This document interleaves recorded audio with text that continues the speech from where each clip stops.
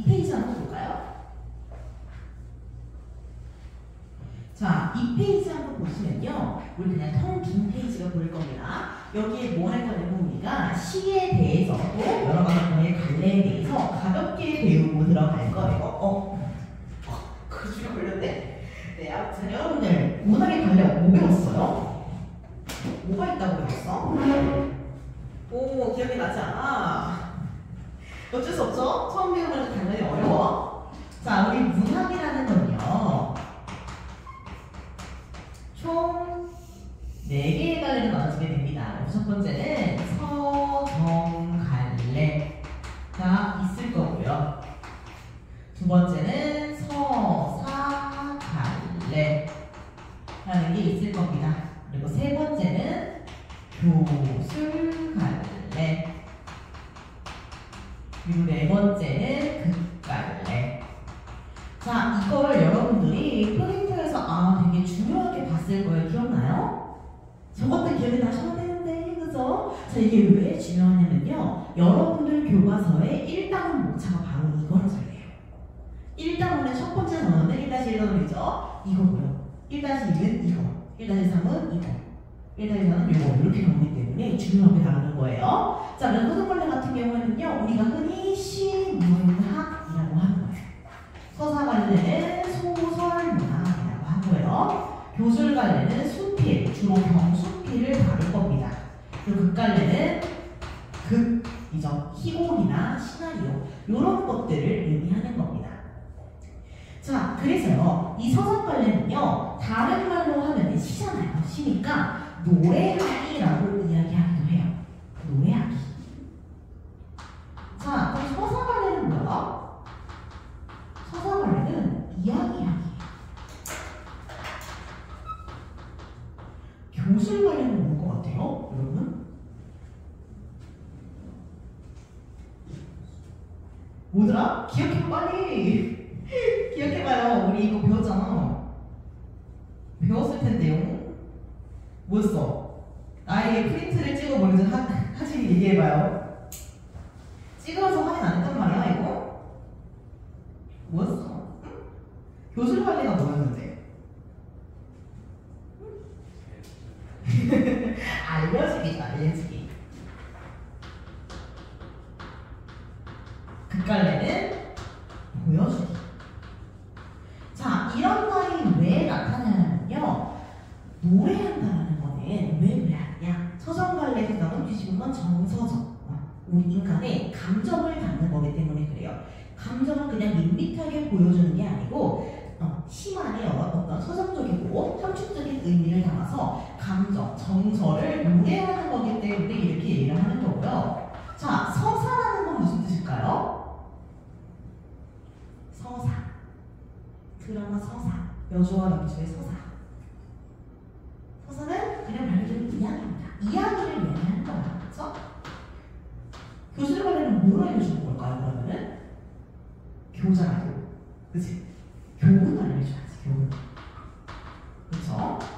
극갈래는 말 그대로 연극, 무대, 영화 이런 걸 보여주는 겁니다. 네, 각각 갈래의 핵심이라고 보시면 돼요. 자, 조금 더 들어가 볼게요. 그러면 우리가 서정갈래에서 뭘 중요하게 배울 거냐? 첫 번째는 화자와 대상을 중요하게 배울 겁니다. 아마 프린트에 있을 거예요. 화자 다 별표 치고 있을 겁니다. 자, 두 번째는 시상 전개 방식입니다. 이거는 안 담았더라고요. 그래서 뭐 역순행이냐, 순행이냐 이런 걸 배울 거고요. 세 번째는 표현 기법, 별표 수도 있었습니다. 그리고 네 번째는 심상과 이미지. 이렇게 배울 거예요. 자, 그래서 원래는 이게 겨울방학 기준으로 4주의 과정이에요. 서정갈래는 한 주에 하나씩 배우는 거야. 근데 여러분들 프린트를 보니까요. 어디까지 나와 있냐면은 화자 나오고요. 표현기법 나오고 심상 나와요. 나머지는 안 나오더라고요. 그럼 우리 나머지 할 필요가 있었어? 없겠죠. 나머지는 필요할 때만 골라서 할 겁니다. 자, 그럼 서사갈래 같은 경우 한번 볼게요. 서사갈래는요. 소설의 3요소를 배울 거예요. 뭐 있을 것 같아? 그래서 소설을 구성하는 세 가지. 뭐 있을 것 같아? 소설에 꼭 중요한 게 뭔 것 같아요? 왜 쓸까 소설을 우리가? 재미가 그럼 재미가 뭘까? 주제죠 주제. 재밌게 해주려고 그렇지? 재밌게 뭔가를 전달하려고 주제를 만들 거고요. 그리고 그 주제를 잘 전달하기 위해서 소설의 구성, 플롯을 짤 겁니다. 그리고 글을 쓰겠죠. 작가만의 문체, 개성, 그쵸? 여기에다가 또 뭘 추가할 거냐면 이번엔 구성의 3요소를 추가할 겁니다.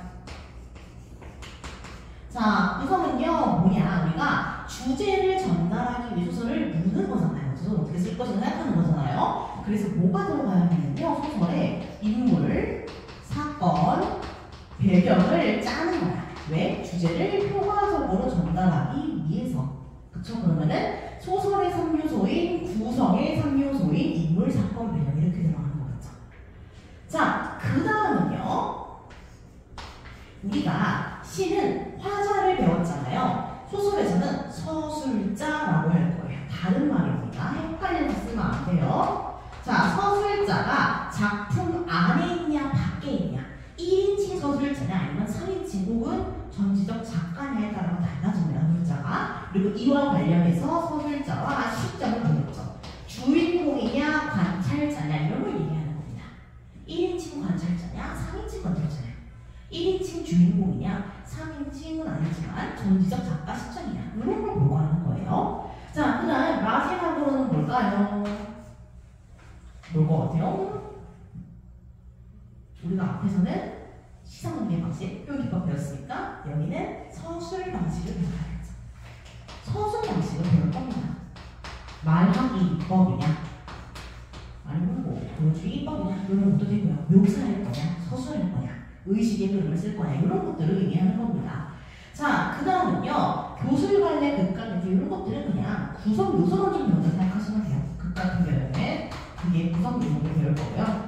수필은 진짜 가볍게 병수필, 중수필에 대해서 간단한 특징만 좀 배울 겁니다. 그죠? 자, 그리고 우리가 중요해봐야 되는 건 뭐나? 이게 두 가지, 특히 첫 번째 진짜 중요해요. 왜냐면은 저기가 제일 문제 내기가 쉬우니까요. 자, 이렇게 쓰시면 우리가 벌써 2페이지 필기는 끝이 난 겁니다. 원래는 조금 더 복잡해요. 그런데 굳이 이제 그 복잡할 필요가 없으니까요. 자, 그 다음 3페이지로 넘어갈 건데요. 우리 시를 읽는 아주 간단한 원리를 배울 거예요. 여러분들이 학교 프린트에서 물론 배웠을 겁니다. 근데 여기서 조금 더 잘 푸는 방법을 알려줄 거예요. 물론 그걸 기반으로 하시면 좋긴 좋아요. 자, 밑에 노래 무슨 노래인 줄 알아요? 노래예요 이거. 왜? 시는 노래하기니까 우리가 듣는 노래랑 진짜 한 끗 차이예요. 이거 뭘까? 아는 노래요? 우리 또 1학년들 아기들이라서 이런 거 모르는 거 아니야? 뭔 거 같아? 이거는요, 아이유의 셀러브리티라는 노래예요. 자, 보시면 이제 가사가 어때요? 너는 별이다가 가장 큰 핵심이죠. 넌 뭐예요? 왼손으로 그린 별 하나네. 너는 별 하나다. 즉 너는 별이다 이거잖아요. 우리 이거 표현기법상으로 뭐라고 불러요? A이다. 은유법 잘했어요. 은유법이죠. 그럼 누가 원관형이야? 누가 원래 표현하고 싶었던 개념이야? 너지. 그치? 이거 원관형, 보조관형. 잘했어요. 자, 이거 그냥 가볍게 맛보기를 보여드린 거고요. 자, 별은 어떻길래 너한테 별이라고 한 걸까요? 별은 어때? 별은? 여러분 생각해 별은 어때요? 별은 네모다라고 쳐봐. 별은 네모다. 네모에 들어갈 말이 뭐가 있어요? 별은 어때? 아름답다. 또? 반짝거린다. 아름답다. 반짝거린다. 이거 다 긍정적인 말이에요? 부정적인 말이에요? 그치? 그럼 다 긍정이라는 말이야? 그럼 너는 어때? 긍정이야? 부정이야? 너는 긍정적인 사람이다 라는 뜻인 거죠. 그럼 그 다음으로 한번 추가해 볼까요? 너는 별인데 무슨 별이래? 왼손으로 그린 별이라고 나오죠. 그치? 너는 그냥 별이 아니야. 왼손으로 그린 별이에요. 우리가 왼손으로 그리면 어때요? 그림이 별을 그리면은 네모다. 왼손으로 하면 별 그려봐. 어때? 어려워요. 그렇지? 또 그리기가 어려워. 예쁘게 그리지 않는 거죠? 안 그려주지. 약간 서툴게 그려주지. 삐뚤빼뚤하지. 자, 그럼 뭐예요? 너는 긍정적인 느낌을 주는 어떤 아이인데요. 그런데 또 어때? 한편으로는 사실은 삐뚤빼뚤하고 서툴다라는 거예요. 그치? 그럼 이건 어떻게 돼? 세모 구정으로 들어가야죠. 추가로 하면 어떻게 돼요? 너는 서툴고 삐뚤빼뚤하고 아직은 완성되지 않았지만 그럼에도 불구하고 어떻게 되는 거야? 너는 빛나는 아이다라는 거죠. 너는 긍정적인 아이다. 그죠? 너는 서툴지만 여전히 아름다운 아이다 라고 얘기하고 싶었던 거죠. 이게 여러분들이 시를 해석하는 가장 기본적인 원리라고 보시면 돼요. 다시 한번 정리를 할게요. 자, 옆으로 넘어갑시다. 제가 시를 옆으로 간다는 뜻이에요. 자, 시를 해석하는 가장 간단한 원리를 볼 거예요.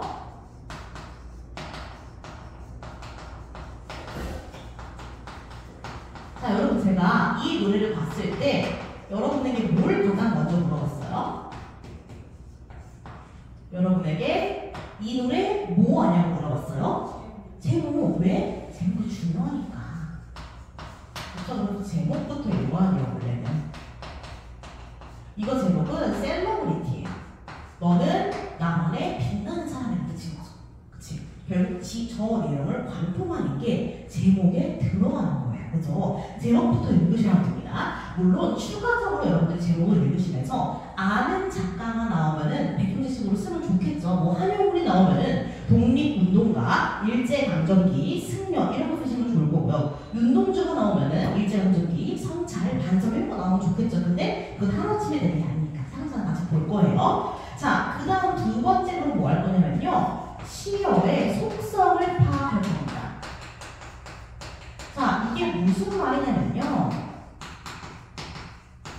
우리가 방금 저기서 했던 거랑 똑같은 거야.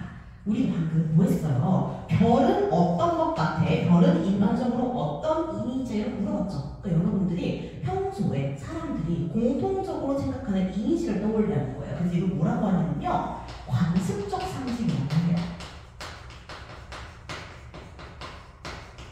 사람들이 모두 끄덕일 수 있는 것. 사람들이 모두 공통으로 가지고 있는 생각을 물어보는 거야. 슬픔은 좋은 거야, 나쁜 거야? 기쁨은 좋은 거야, 나쁜 거야? 이런 걸 물어보는 거죠. 그죠? 자, 그 다음 두 번째로 가볼게요. 두 번째는요, 이제 관습적 상징을 넘어가는 거야. 우리가 방금 왼손으로 그림했던 것처럼. 그럼 뭐예요? 얘가 지금 어떤 소식을 갖고 있어를 물어보는 거죠. 그러니까 뭘 파악해야 돼? 맥락을 파악하라는 겁니다. 시의 맥락을 파악하자는 거예요.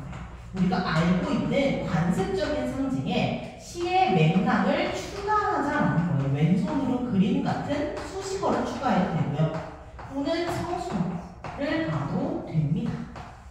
그럼 의미가 어떻게 바뀌게를 보는 거예요. 그래서 이거는요, 우리가 흔히 알고 있는 거에서 작가가 의도하는 의미로 바뀌게 해줄 변화를 거치면 우리가 뭐라고 하냐면요, 함축적이다라고 얘기를 해요. 그래서 여기로 넘어가는 과정에서 함축성이 생기게 된다는 겁니다. 함축성이라는 건 우리가 흔히 알고 있는 관습적 의미와 다른 작가만의 의도가 담긴 말, 이런 의미예요. 자, 그 다음은 또 어떻게 파악을 해볼 거냐? 같은 혹은 유사한 문장 구조의 반복을 볼 거예요.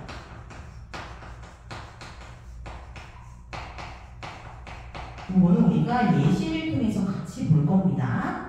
자, 여기까지 하면은 우리가 수능 과정은 끝이에요. 수능은 더 이상을 요구하지 않아요.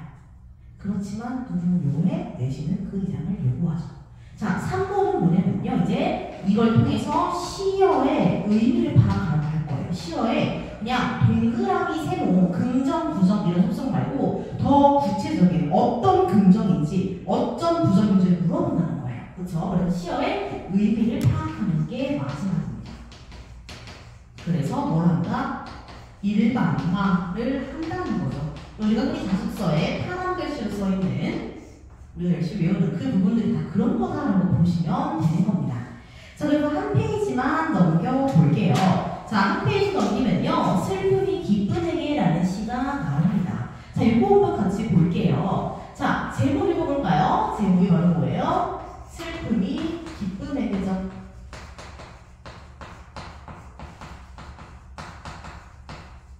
자, 제목이 바로 슬픔이 기쁨에게예요. 자, 우리가 관습적으로 봤을 때요. 슬픔은 동그라미예요, 세모예요? 동그라미가 긍정, 세모가 부정이야.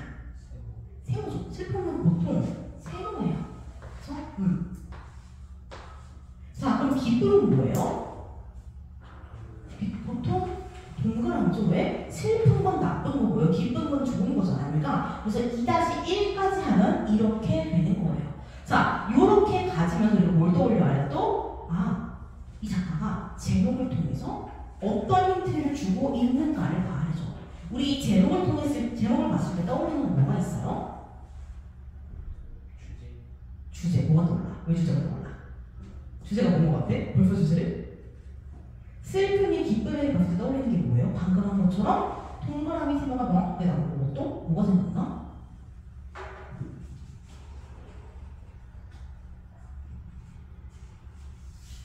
우리 학생들은 인사이드 아웃을 많이 떠올려요. 슬픔이와 기쁨이 얘기하면서. 그렇죠? 그래서 보니까 누가 누구에게 무언가를 전해주는 형식이에요. 근데 누가 누구에게 상반된 감정이 상반된 감정에게 전해주는 건데 마치 이게 뭐인 것처럼 표현하고 있어? 사랑인 것처럼 표현하고 있네. 그치? 우리가 제목을 통해 알 수 있는 건 뭐예요? 상반된 감정을 의미하고 있구나라는 것도 알 수 있겠죠. 그래서 제목을 통해서 우리가 대립구조도 파악했고 의미화라는 표현들도 파악했어요. 그렇죠?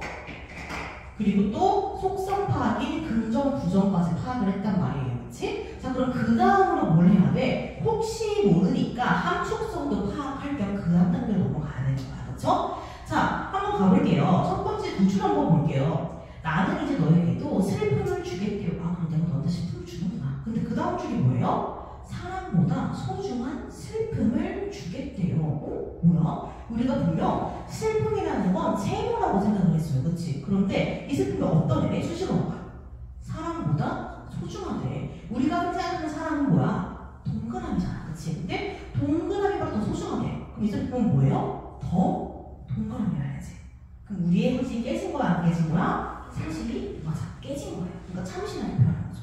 그래서 우리가 흔히 알고 있는 관습 상식에서 뒤집히면요, 우리가 참신하다 이렇게 표현을 해요. 그렇죠? 그래서 지금 슬픔이 뭐가 됐어? 동그라미가 되어낸 거죠. 그렇죠? 그래서 여기서는 슬픔이 동그라미, 그렇죠? 이렇게 볼 수가 있겠죠. 적을게요. 그래서 이렇게 그냥 우리가 가볍게 보시면 됩니다. 사랑보다 소중한 슬픔.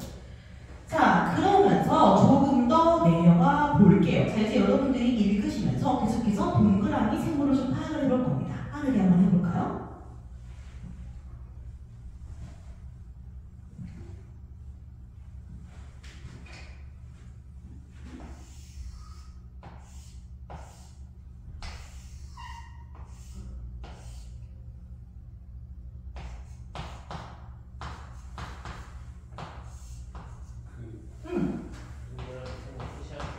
하시면 돼요.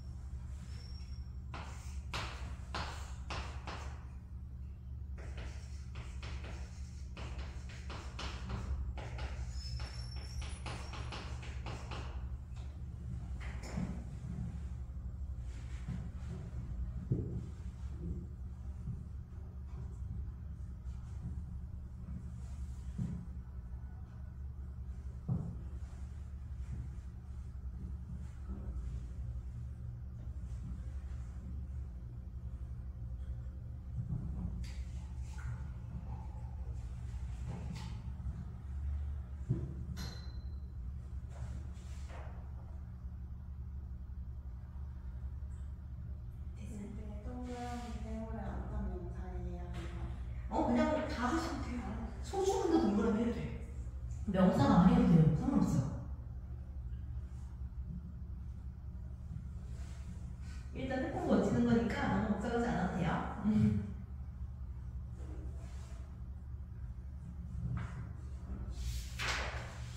우리가 이걸 하는 건요, 우리가 앞으로 모의고사나 뻑시나 뭐를 외부 시간에 대비하는 거라 보시면 돼요. 처음 배우는 김에 시를.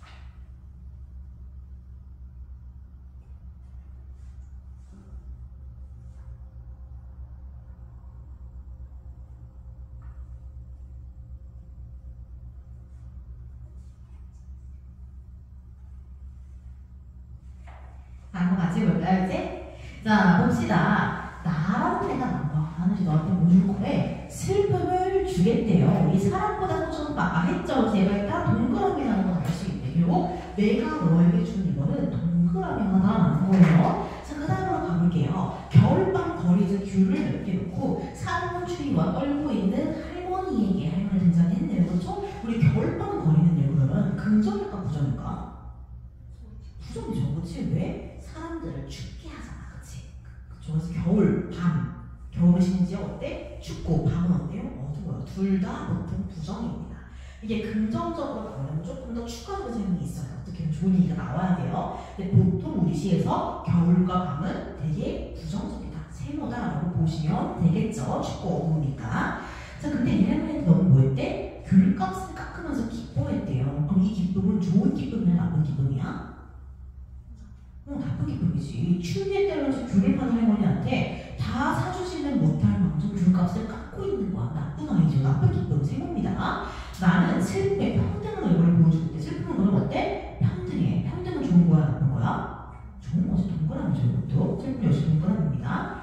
내가 어둠 속에서 너를 부를 때 단 한 번도 평등하게 웃어주지 않아요. 가만히에 덮인 동영상 다시 얼어 죽는데, 그쵸? 그런데도 뭐해? 가만히 한 장도 덮어주지 않았대. 그와 나는 이 사람들에게 전혀 무관심한 거죠. 관심이 없는 거야, 전혀. 그치? 그리고 사랑도 주지 않는 거죠. 그런 무관심한 너의 사랑이래요. 자, 우리 아까 사랑은요, 원래는 동그라미였잖아, 그치? 근데 무슨 사랑이야, 이건 지금?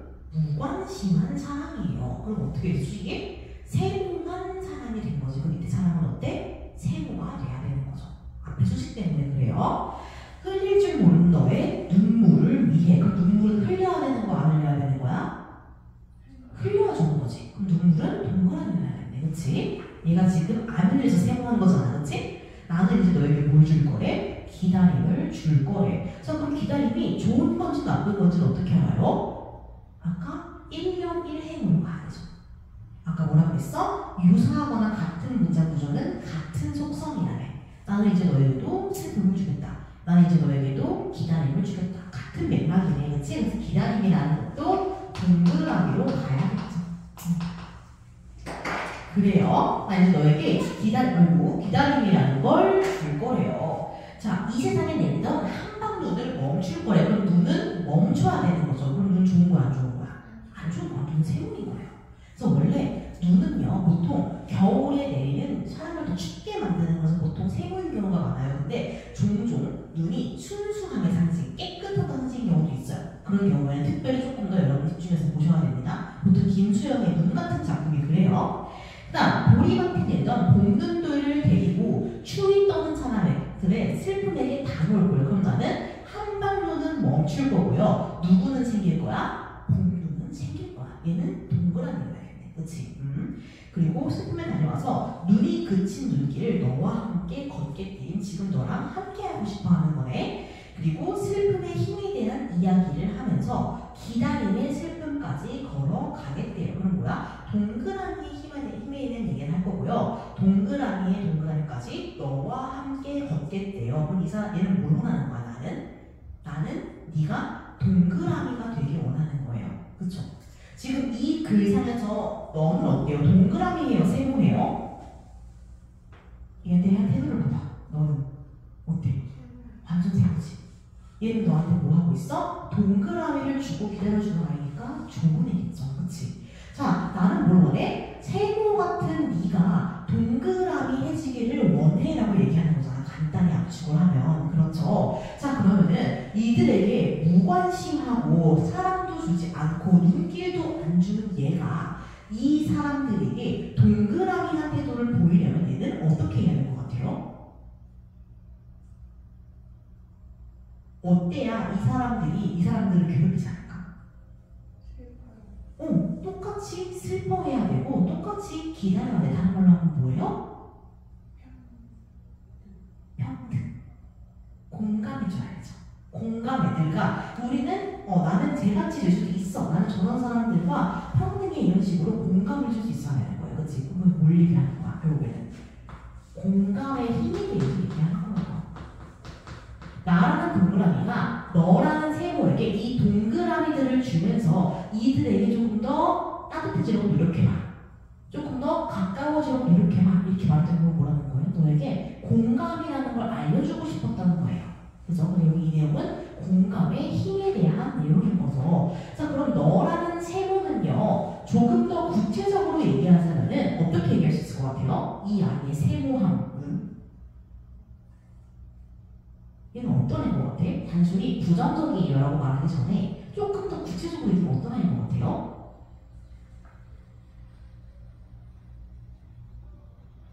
전에 수업했을 때는 못됐다 이런 말 나왔어요. 못된 아이. 또 뭐 있을 것 같아요? 버릇없는 아이. 할머니 존중하지 못하는 버릇없다. 또?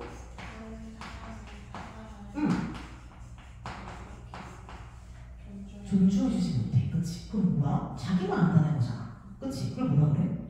이기적이라고 그러죠. 얘는 이기적이야. 그럼 나는요? 이런 너를 기다려주고 챙겨주는 나는 어떤 애예요?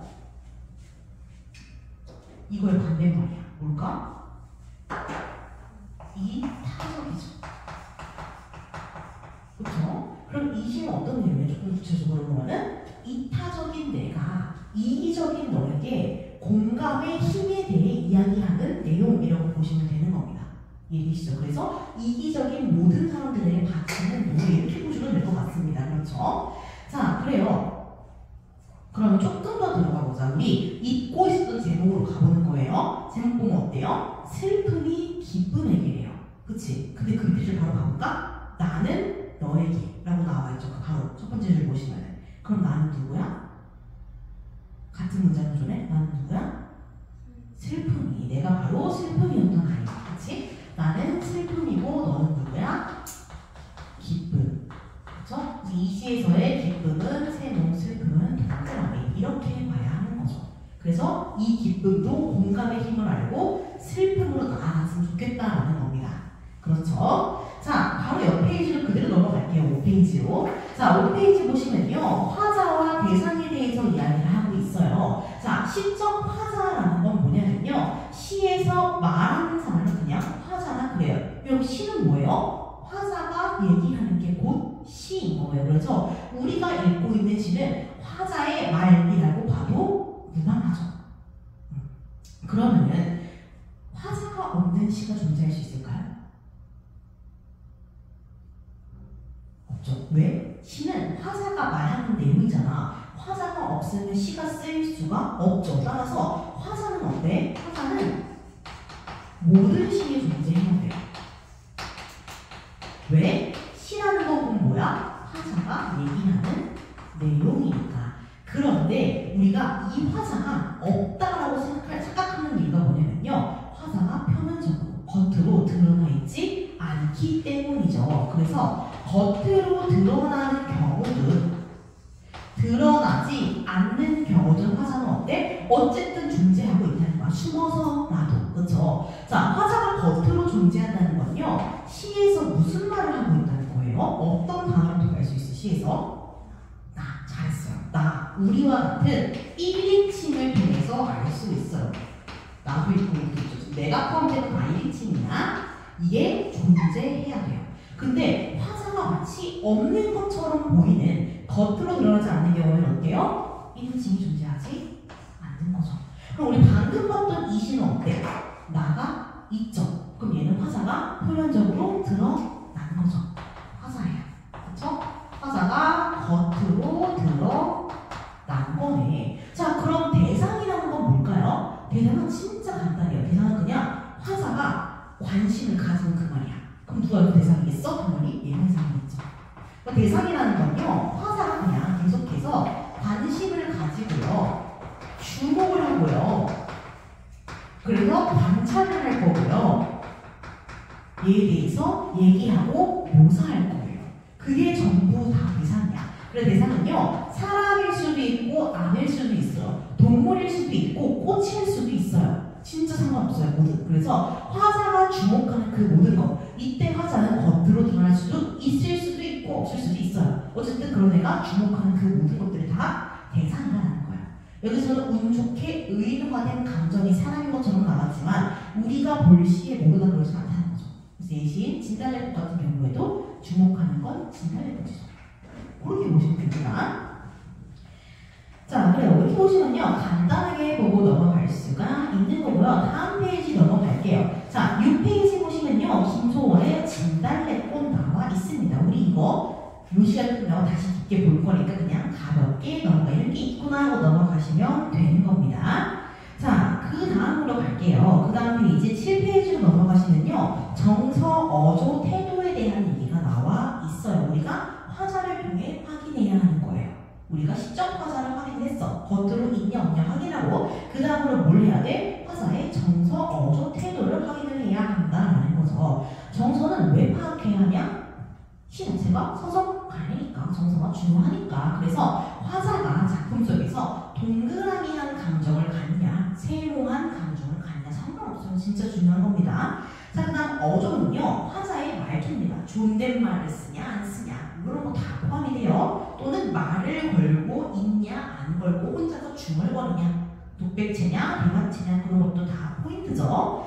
자, 그 다음 태도는요, 그냥 이 사람에 대해서 얘가 긍정적이냐 동그라미냐 부정적이냐 세모냐 이런 것만 보시면 됩니다. 그래서 이런 것도 우리가 이제 작품을 보면서 파악을 해볼 수가 있겠죠. 화자가 대상에 대해서 어떻게 생각하냐, 그리워하냐, 슬퍼하냐, 아니면 미워하냐, 뭐 이런 것 생각하시면 되는 겁니다. 근데 밑에는 그냥 이렇게 가볍게만 보고 넘어갈 겁니다. 이런 시가 있구나 하시면 되는 겁니다. 이게 원래 방학 특강용 교재라서 작품이 원래 엄청 많아요. 근데 여러분들 이제 간단하게 수업 전에 기초 과정으로 보는 거니까 뭐니까 한번 넘어가도록 할게요. 자, 그 다음 바로 우리 3륜 과정으로 올 거예요. 표현 기법입니다. 생각보다 표현 기법은 진짜 종류가 엄청나게 많아요. 첫 번째는 우리가 볼 수사법이고요. 그 뒤로 넘어가시면 뭐 추상적 관념의 구체화, 감정, 이입, 객관적 상관물 이런 게 엄청 많이 나오게 됩니다. 자, 좀 같이 볼게요. 첫 번째입니다. 시의 표현 기법 첫 번째는 수사법이라는 건데요. 어디에서 볼까요? 여기서 볼까요? 시의 표현 기법. 자, 수사법이라는 건요, 우리가 흔히 아는 표현법이라는 거예요. 그래서 수사법, 요 안에 세 가지가 들어가게 돼요. 비유도 들어가고, 강조도 들어가고, 변화도 들어갑니다. 자, 우리가요, 비유법은 딱 여기 나오는 네 가지만 알고 들어갈 겁니다. 밑에 것도 물론 중요하긴 한데 그 위에 얘가 진짜 너무 중요해요. 자, 비유법은요, 뭐가 제일 중요하냐면 원관념과 보조관념의 관계가 제일 중요합니다. 좀 지우고 들어가 볼게요. 우리 아까 너는 별이다 할 때도 원관념과 보조관념을 파악했잖아요. 비유법이 나면 무조건 그래야 한다라는 겁니다. 그래서 비유법에서는 무조건 원관념과 보조관념을 파악하기. 누가 진짜 표현하고 싶었던 말인지겠죠? 자, 근데 우리가 사실은 원관념만 쓰면 되는데 보조관념을 굳이 쓴 이유가 뭐야? 조금 더 효과적으로 표현을 하기 위해서잖아요. 그렇다는 거는 원관념과 보조관념 사이에 뭐가 있어야 돼? 그냥 아무거나 볼 수 없잖아. 뭐가 있어야 돼? 공통점. 그래서 우리는 이 공통점을 무조건 파악하고 들어갈 겁니다. 왜 네가 별인지, 왜 네가 왼손으로 그게 별인지 이런 것들이 들어가야 되는 거죠. 그래서 원관념과 보조관념의 관계를 잘 파악하는 게 비유법의 핵심입니다. 자, 그리고요 조금 더 들어가 볼게요. 지규법 이런 거 우리 너무 잘 알죠. 가치처럼 인듯 인양 들어가면 무조건 지규, 그렇죠? 그래서 A와 같은 B 하면은 앞에 게 보조관념, 뒤에 게 원관념 이렇게 되는 거죠. 자, 은유법은요 A는 B다 이거잖아. 아까 너는 별이다. 내가 표현하고 싶었던 건 뭐야? A가 원관념, 그렇죠? 그래서 지규법과 은유법은 원관념과 보조관념의 위치가 반대죠. 헷갈리시면 안 됩니다. 그래서 지규법 같은 경우에는 보조관념 같은 원관념, 보조관념처럼 원관념 이런 느낌이잖아요, 그렇지? 근데 은유법은 원관념은 보조관념이다 이렇게 가는 거죠. 그래서 우리가 공통점을 찾는 게 우리의 일이고요, 그렇죠? 자, 그 다음 의인법으로 갈게요. 활용법이랑 같이 엮어서 자주 나옵니다. 자, 의인법이라는 건 뭐야? 사람이 아닐 걸 사람처럼 표현하는 거죠. 그럼 사람 같다는 건 뭔데? 시에서 사람 같다는 건 뭘까요? 뭐가? 말을 하는 거? 잘했어요. 언어 또? 맞아요. 생각, 사고 또? 움직이는 거 동물도 할 수 있잖아. 또? 또 뭐가 있을까? 뭐 사고를 한다는 건 이성이 있다는 거기도 하죠. 그래서 여러분 의입법을 잘 써주셔야 돼요. 사람처럼이라는 거에 밑줄 그으시고요. 딱 4가지 적어둘 겁니다. 첫 번째 이성, 두 번째 사고, 세 번째 말, 네 번째 감정. 감정이 가장 많이 헷갈려요. 여러분 중에 혹시 집에 동물 키우는 사람 있어요? 없군요. 이게 동물을 키우는 친구 진짜 많이 헷갈려요. 우리 강아지도 슬픔을 알아요. 이러면서 알죠? 알아요. 슬픔 아는 거 알지만 우리 문학은 조금 더 냉정해야 돼요. 그래서 인간의 전유물이라고 부르는 게 바로 이성, 사고, 말, 감정 이렇게 보시면 됩니다. 자, 그럼 활용법은 뭐야? 활용법은요 인간이 아닌 걸 인간처럼 표현하는 게 아니고요 생물이 아닌 걸 생물처럼 표현하는 거야. 보통 움직임이 들어가게 됩니다. 그래서 이렇게. 그죠? 자, 옆에 보시 예시 한번 볼게요. 산맥들이 바다를 연모에 휘달린다는 말이 나와요. 휘달린다는 거는 거칠게 달린다는 거죠. 달리는 건 생물이 할 수 있는 일이잖아. 그치? 그럼 이건 활용법이에요? 의법이에요? 활용법이죠. 그럼 연모는? 연모는 뭔데? 연모한다는 게 무슨 말이에요? 연모는 좋아한다는 뜻이에요. 감정이죠. 그렇기 때문에 이거는 의인법이에요. 앞에는 의인, 뒤에는 활입니다. 잘 구분하셔야 돼요. 자, 밑에 의성, 의태법은요 합쳐서 음성, 상징어라는 말로 더 많이 나와요. 의성법, 의태법은 합쳐서 음성, 상징어라는 말로 훨씬 더 많이 나옵니다. 비유법이라기보다는. 또는 의성어, 의태어라는 표현은 많이 나오긴 하죠. 자, 중이, 푸느, 대유는 이런 게 있구나 하고 넘어가시면 됩니다. 제가 여러분 시험 범위 나오면 짚어드릴 거예요. 안 나오면 넘어갈 거고. 자, 그 다음 강조법으로 가볼게요. 강조법은요 뭐든지 내가 표현하고자 하는 거를 강하게 표현할 때 쓰는 거죠. 자, 여기 첫 번째 보시면요 과장법 나오는데 핵심은 뭐야? 들으셔보세요. 작게 표현도 과장이에요. 우리가 크게 표현하는 과정인 거 다 알잖아, 그치? 근데 작게 표현하는 거 그것도 과소평가도 과장입니다. 그죠? 과대, 과소가 다 과장이에요. 자, 그 다음 영탄법인데요. 자, 영탄법은요 우리가 아는 방법이 진짜 쉬워요. 첫 번째는 뭐야? 느낌표, 그치? 두 번째는 감탄사 또는 감탄형 어미. 감탄형 어미는 뭐야? 로다, 구나 이런 게 다 감탄형 어미잖아, 그치? 그리고 세 번째는 제일 첫 번째에 나와 있는 거 별표하세요. 감정을 강하게 표현하는 거. 감정을 강하게 표현하는 게 중요합니다. 이게 원래는요 안 나오던 건데 몇 년 전에 평가원 기출에 나온 적이 있어요. 그렇기 때문에 나오는 거라고 보시면 돼요. 그래서 내용상은 감탄인데 형식은 막 서리법 이렇게 나오는 거예요. 그렇기 때문에 헷갈릴 수 있는 부분인데요. 요게 혹시나 여러분 범위에 들어가면 제가 짚어드릴 거예요. 그래서 일단 여러분들은 느낌표, 감탄사, 감탄형, 어미 이 세 가지를 핵심으로 알아두는 겁니다. 그쵸? 감정을 강하게 표현하는 거 제가 따로 짚어드릴 거예요. 시험에 나오면은. 자, 그 다음 반복은 말 그대로 반복이고요. 정칭은 점점 더 강해지는 거, 정감은 점점 더 약해지는 거.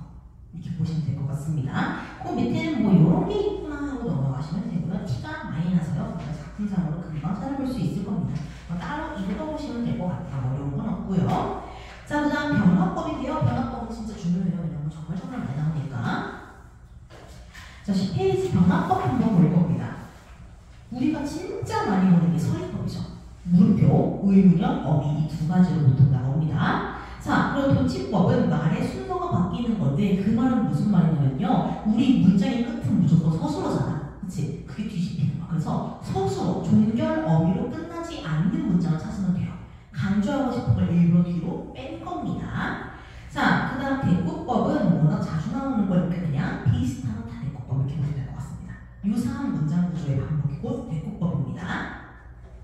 자, 그 다음 단어와 역설인데요. 요건 여러분들이 이따가 볼 진달래꽃에도 나오기 때문에 이런 게 있다라는 걸 잘 알아두시는 게 좋아요. 자, 단어는요. 속마음과 반대되면 단어야. 내가 하고 싶은 말을 뒤집는다라고 보시면 됩니다. 그럼 역설은 뭐예요?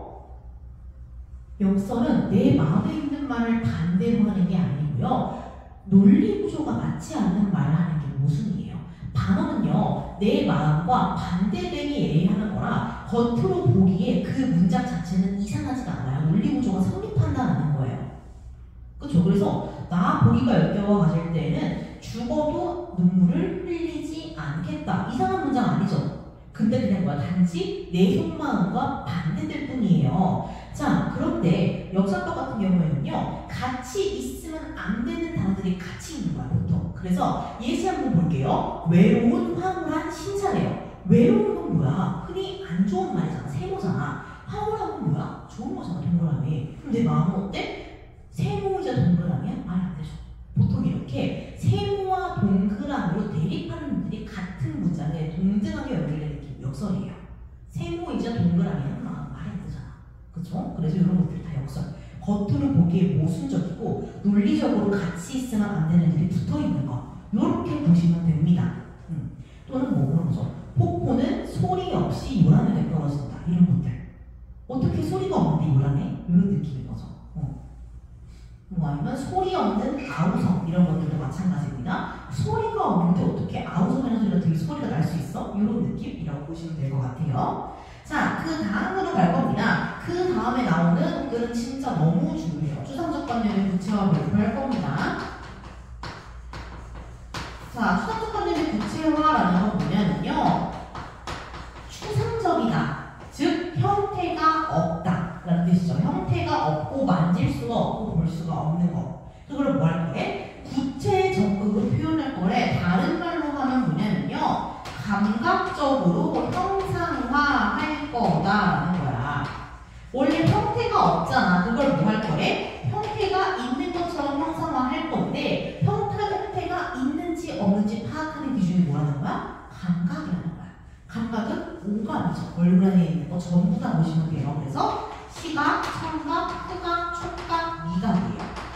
이런 표현이 붙는 거야. 시각, 청각, 후각, 촉각, 미각. 글씨가 이상하네요. 촉각, 미각. 그렇게 표현을 한다라는 거죠. 예시 보시면요, 뭐가 있어요? 밤이라는 건 뭐예요? 알 수 없는, 형태가 없는 시간의 단위잖아, 그치? 그걸 뭐 할 거래? 잘라내고 숨겨놨다가 나중에 펼칠 거래. 누가 봐도 뭐야? 만질 수 있게 표현하는 거죠. 원래 밤 만질 수 없는데. 그쵸? 그래서 이거는 구체적으로 표현한 대표적인 예시라고 보시면 됩니다. 그런 겁니다. 옆에서 보시면 뭐가 나와요? 흙을 당나귀에 실을 거래. 말이 안 돼. 흙 우리 만질 수가 없잖아. 형태가 원래 없잖아. 근데 그걸 진짜처럼 들어서 옮길 거래. 그치? 그럼 뭐야? 감각적으로 구체화한 거다라고 봐야겠죠? 이렇게 보시면 되고요. 자, 주객점도 한번 볼게요. 주객점도는요, 여러분들이 가장 어려워하는 표현 중에 하나예요. 왜냐면 이해를 못해. 이게 왜 주격전도인지. 자, 주객전도라는 말은요, 말 그대로 주체와 객체가 뒤집힌다라는 겁니다. 자, 주체는요, 우리가 문장에서의 주어를 얘기하는 거예요. 객체라는 건 문장에서의 목적어, 부사어를 얘기하는 말이에요. 그쵸? 그럼 행동, 서술의 주체는 뭐야? 주어여야 해요. 그치? 그러면은 서술의 객체, 그 행동을 대상이 되는 게 뭐야? 객체를 한다는 거예요. 자, 예시 한번 볼게요. 자, 두 번째 거 볼 겁니다. 공명도 날 꺼리고, 끼우니가 꺼리고예요. 북이도 날 꺼리니라는 말 나와요. 그치? 어때요? 공명과 북이, 그러니까 유명해지는 그런 것과 돈 이런 것들이 뭐란데 나를 꺼린데 실제로 가능해요, 불가능해요? 어떻게 그냥 인격체가 있는 게 아니잖아, 그치? 불가능해요. 그럼 원래 문장은 뭐였던 거야? 내가 공명을 꺼리고 내가 북이를 꺼리니 이렇게 가는 거죠. 그럼 내가 공명을 꺼린다의 주어는 누구예요? 나지. 그게 주체야. 그럼 객체는 누구야?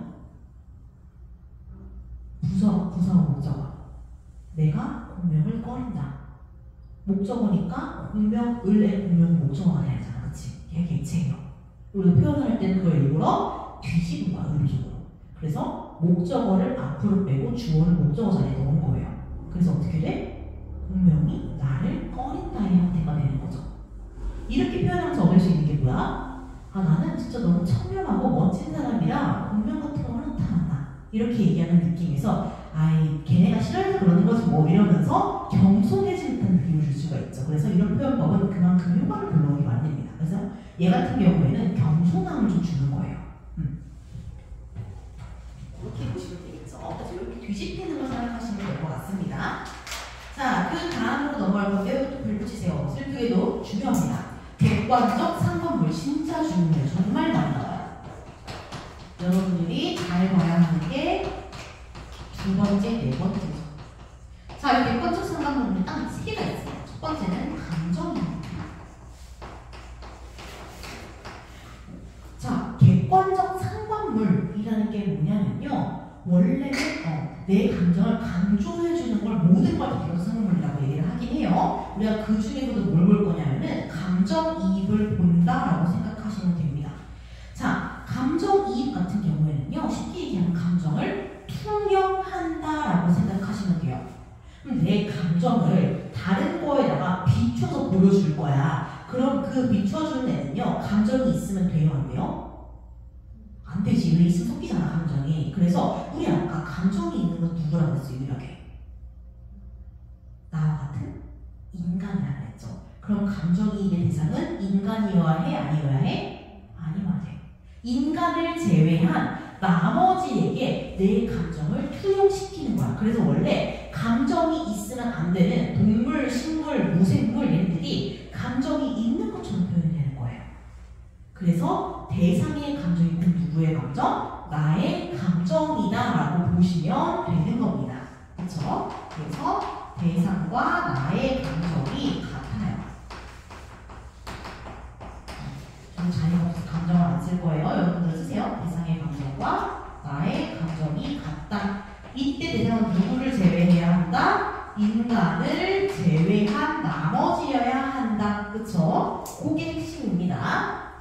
자, 그 다음인데요. 그 다음은 뭐냐? 상반된 감정, 대조적 상관물이라고도 합니다. 아까 위에 거랑 정반대죠.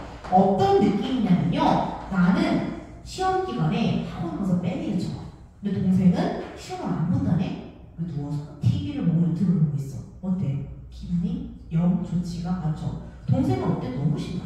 난 어때? 저걸 보니까 더 빡쳐. 이런 느낌인 거죠. 그래서 나와 대상의 반대, 감정이 반대로 넘어가야 돼.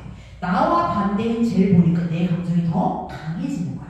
그런 거라고 보시면 돼요. 밑에 보시면 뭐가 나와요? 꾀꼬리는 정다운데 나는 어때? 외로워. 쟤네가 다정한 모습을 보니까 난 더 빠지치네. 이런 느낌이라고 보시면 됩니다. 자, 그 다음 마지막인데요. 영향이란 자극입니다. 이게 놓치기 가장 쉬워요.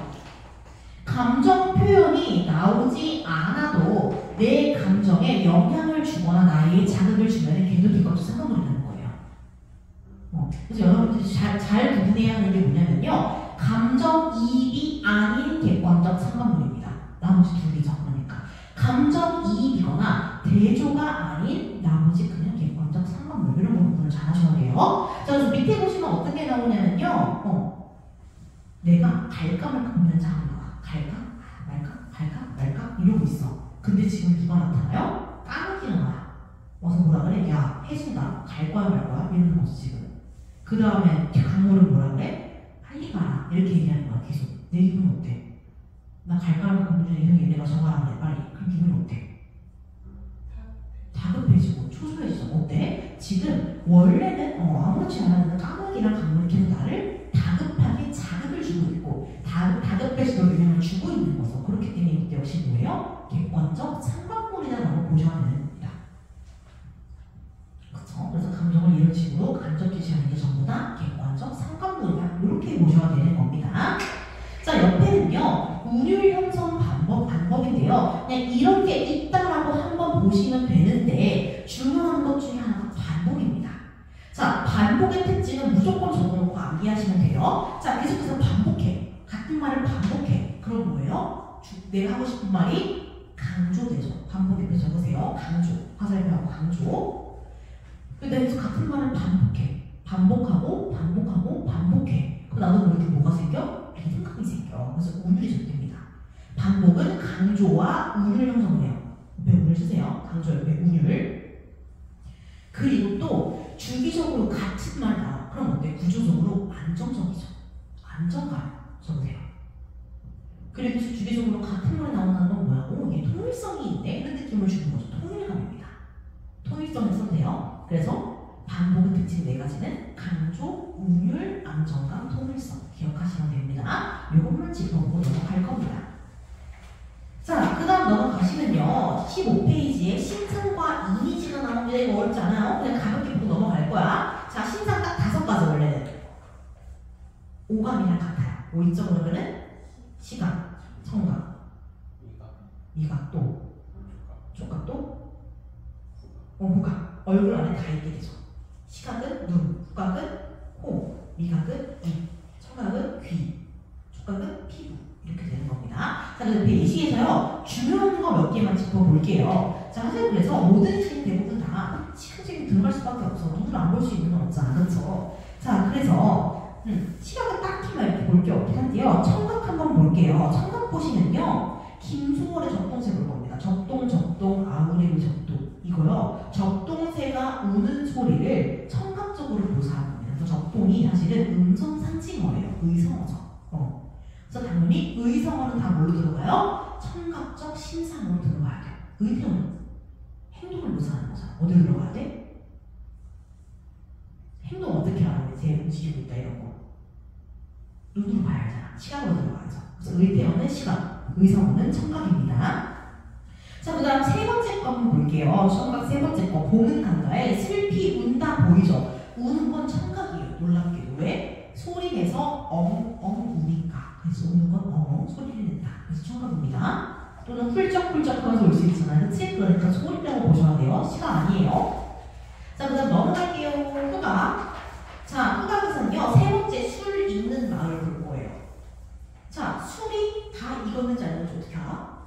맛보면 안 돼. 냄새를 맡아야 돼. 알겠죠? 그럼 냄새를 맡아서 아는 거야. 그럼 술 익는 것도 후각입니다. 맛보는 거, 미각으로 푸는 말이 아무래도 우리가 학생이라서 후각으로 뺀 것 같아요. 자, 그 다음 미각은 어려운 거 없죠. 우리가 혀로 느낄 수 있으면 돼. 자, 촉각은 마찬가지로 피부로 느낄 수 있으면 되는 거고요. 자, 옆으로 17페이지 넘어오시면요, 공감각 정말 중요합니다. 너무 어렵죠, 공감각. 이미 잘했다면은 문제가 안 돼요. 그런데 헷갈린다 그런 문제가 되는 거죠. 자, 공감각은요, 다른 말로 하면 감각의 전이라고 보셔야 되는 겁니다. 전이에요. 감각이 이동한다라는 건데요. 이거는요, 여기 적을게요. 뭐라고 하냐면 그냥 간단하게 원감각의 보조감각화라는 틀을 기억해 두시면 돼요.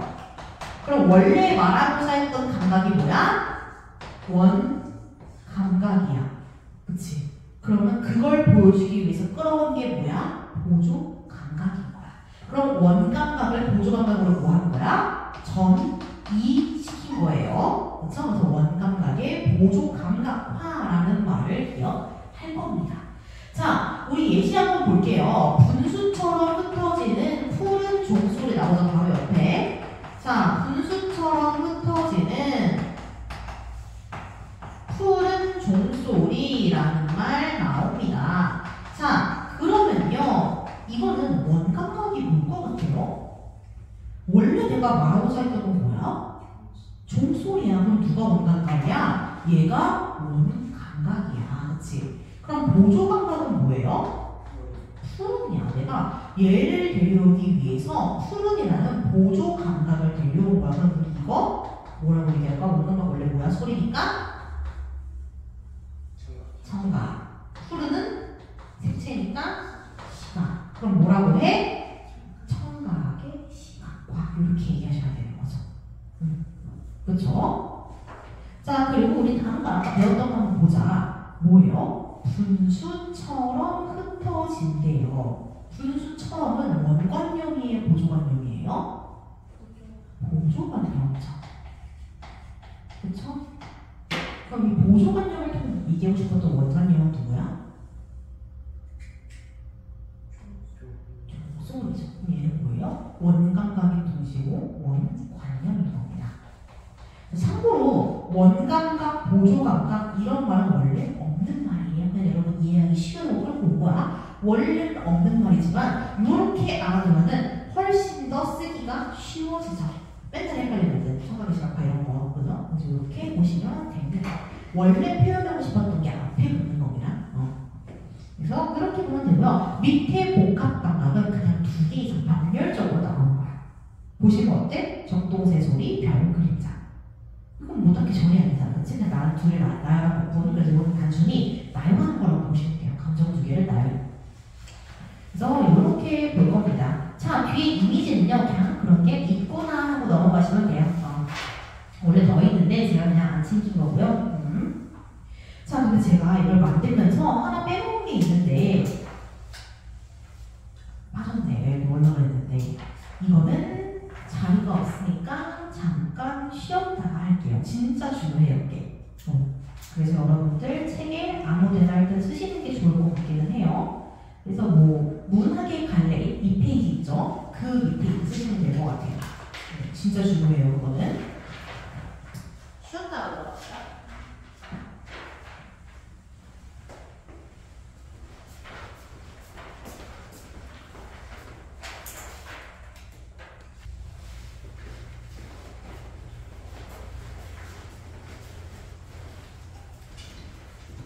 다시 2페이지로 와서 제가 필기를 잘하라고 말씀을 드렸었죠. 자, 이거 뭐 필기할 거냐면요. 작품을 보는 관점에 대한 필기를 할 겁니다. 문학 작품을 보는 관점인데요. 이게 왜 중요하냐면은 그냥 알려주지 않고 시험에 내니까 중요한 겁니다. 자, 작품을 보는 관점이 어떤 게 있냐? 크게 두 가지로 나눠볼 수가 있어요.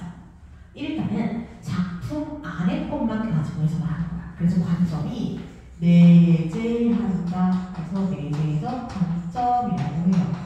관점이 작품 안에 있는 거예요. 그래서 다른 말로 하는 거야. 작품 내. 이렇게 보시면 되겠죠. 그리고 작품 내에 내가 이것을 해석할 수 있는 근거가 있다라는 겁니다. 작품 내에 존재한다 하는 관점이. 자, 그래서 이건요, 곧 뭐로 이어지냐면요, 절대주의적 관점, 절대론적 관점이라는 말과 동일하게 쓰입니다. 절대론적. 자, 이게 무슨 말이냐면요, 여러분. 절대평가라는 말이 있고 상대평가라는 말이 있죠. 자, 상대평가는 뭐예요? 나 말고 주변 사람들의 성적, 그러니까 나 자체, 그거 말고 다른 것들까지 맥락을 이해를 해야 받아들일 게 상대적인 거죠. 근데 절대평가는 뭐야? 남이 어떻든 내 성적만 가지고 내는 거잖아요. 그래서 어떤 상황에서도 변하지 않으니까 남의 것들을 비교할 필요가 없는 걸 절대적이라고 해요. 그치? 이것도 마찬가지야. 그래서 굳이 바깥에 있는 정보를 끌어올 필요가 없는 작품의 것만 가지고 해석하는 걸 절대주의적 관점이라고 해요. 그래서 어떤 게 있냐면은 이 시의 화자는 뭐 어떻게 하고 있다. 이 시에서는 표현법이 무엇이 사용되었다. 이 시의 화자는 표면상으로 드러났다. 이런 것처럼 외부 정보 아무것도 없이 작품의 것만으로 해석을 하는 거라고 보시면 돼요. 자, 그럼 반대되는 건 뭐겠어? 작품 해석의 근거가 외재의 존재, 외부에 존재한다는 관점이 있겠죠. 그래서 작품 해석의 근거가 작품 외에 존재한다라고 보시면 돼요. 그쵸? 자, 이거는 어떤 의미냐면 내재랑 반대예요. 그러니까 작품 바깥에서 그걸 해석할 수 있는 근거를 끌어와야 하는 거예요. 자, 대표적으로 뭐가 있냐? 자, 우리가 작품을 해석하기 위해 끌어올 수 있는 거는 보통 세 가지가 있습니다. 첫 번째로는 그 작품이 쓰인 시대를 기반으로 해야 되는 거죠. 그쵸? 이 시대는요, 일제강점기 시대였기 때문에 이런 말. 작품은 일제강점기에 쓰인 작품이다. 뭐 이런 것들. 또 어떤 게 가능해? 작가의 정보를 물어보는 거야. 이 작가는 뭐 어린 나이에 어머니를 여의었으며, 이 작가는 승려였으며, 이런 거죠. 자, 그 다음 마지막으로는 독자. 이 독자가 영향을 주는 게 아니고 이 작품이 독자에게 어떤 영향을 미치느냐를 보셔야 되는 겁니다. 그래서 이거 우리가 뭐라고 할 거냐면요, 반영 문적 관점이라고 할 겁니다. 여러분들 관점 쓰세요. 저는 안 쓸 겁니다. 귀찮으니까. 자, 반영 문적 관점은 뭐야? 말 그대로 문학은 시대를 반영하는 거울이잖아. 말 그대로 시대를 반영하는 형식으로 해석할 거다라는 거야. 그래서 이 작품은 일제강점기에 쓰였기 때문에 여기서 동그라미로 해석되는 요소는 바로 뭐다? 광복을 의미한다. 이렇게 되는 거죠. 이런 느낌이라고 보시면 돼요. 그럼 작가를 가져온다라는 건요, 작가는 이 작품을 표현하는 사람이잖아요. 표현론적 관점인 거예요. 이 작가는 승려였기 때문에 승려가 동그라미라고 생각하는 건 뭐겠어? 진리를 찾는 거, 뭐 이런 거죠. 절대자에게 닿는 거, 이런 걸로 친다면 뭐예요? 이 작품에서 동그라미라고 쓰인 주제는 작가를 고려했을 때 절대자 또는 진리로 해석될 수 있어. 이렇게 볼 수 있겠죠.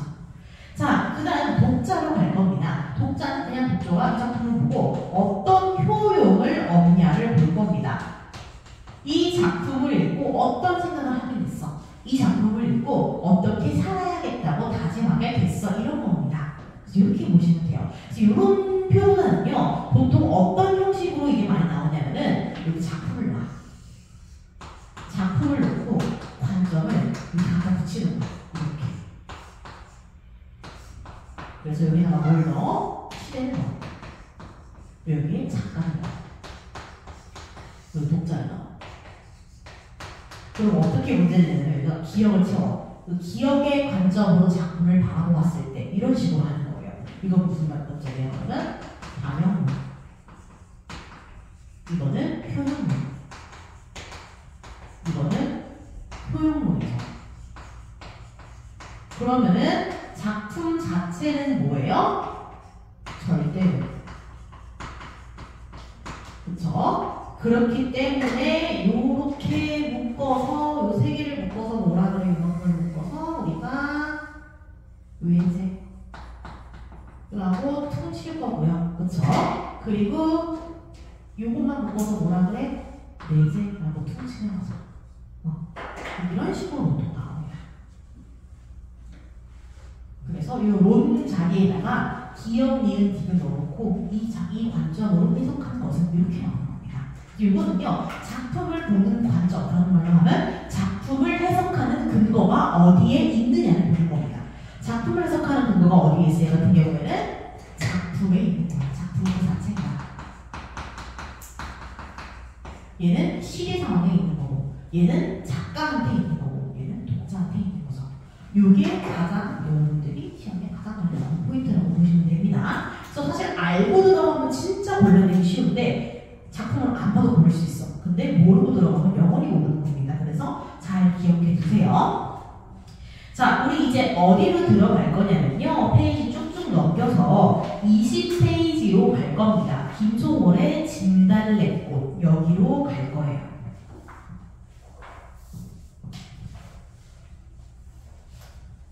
자, 여기로 들어가시면서 우리가 무엇을 해볼 거냐? 여러분들이 한번 읽어보셔야겠죠? 그래서 읽어보시면서 뭐 동그라미 세모하고 있으면 해보시고 화자 대상 뭐 이런 것도 파악을 해보시고 이러면서 그냥 가볍게 한번 읽어보세요, 여러분들. 어차피 저랑 다시 한번 같이 할 거니까요.